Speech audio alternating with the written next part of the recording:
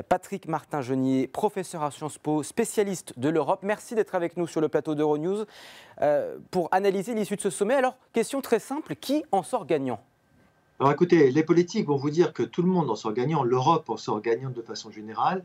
Pourquoi? Parce que c'est un instrument de solidarité. C'est la première fois dans l'histoire de la construction européenne que la Commission européenne va pouvoir lever des fonds sur les marchés internationaux. Il n'en demeure pas moins que cet accord a été conclu sur la base de très lourdes concessions faites aux pays du Nord, frugaux, les Pays-Bas, le Danemark, la Suède, mais également l'Autriche, qui ont considérablement réduit la voilure de ce fonds de relance. Donc d'une certaine façon, on peut dire que ce sont les premiers gagnants car ils ont réduit les ambitions du couple franco-allemand. D'ailleurs, en retour, ils ont obtenu un renforcement des rabais dont ils bénéficient. Comment ces pays qui représentent seulement 10% de la population européenne sont parvenus à peser autant sur ce sommet ?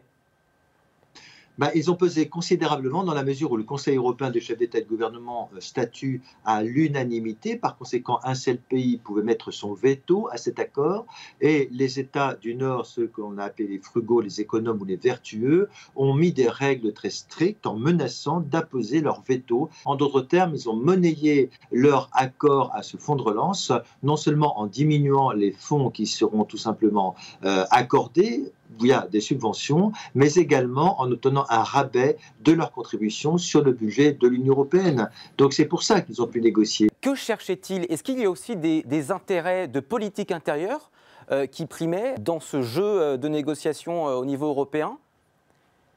Bien sûr, parce que tous ces pays, tous ces gouvernements sont des gouvernements de coalition qui sont fragiles. Regardez aux Pays-Bas, Mark Rutte est sous l'influence des forces de droite et nationalistes, et le Parlement néerlandais, qui devrait d'ailleurs se prononcer sur ce plan de relance, a voté 2 délibérations en demandant au Premier ministre d'être très exigeant et sans concession. Sebastian Kurz, le chancelier autrichien, même chose, doit diriger une coalition notamment avec les Verts, et donc ça veut dire que ces gens-là doivent transiger. Est-ce que c'était un test aussi pour le couple franco-allemand, ce sommet?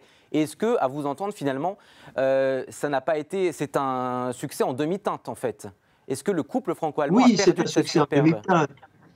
Voilà, c'est-à-dire que tout le monde dit que c'est un accord historique. Certes, on arrive à un compromis, mais il y a longtemps que ce compromis a été singulièrement écorné. Et il est historique en ce sens qu'on s'est aperçu que cette coopération franco-allemande, autant elle est nécessaire pour faire avancer l'Europe, autant on s'est aperçu que cette coopération franco-allemande n'était pas à elle seule suffisante pour emporter l'adhésion des autres pays de l'Union européenne. Il n'en demeure pas moins que si la France et l'Allemagne ne sont pas d'accord, il est très clair qu'on ne peut plus avancer sur la voie de l'intégration européenne. Merci Patrick Martin-Genier d'avoir été avec nous sur Euronews pour débriefer ce sommet européen.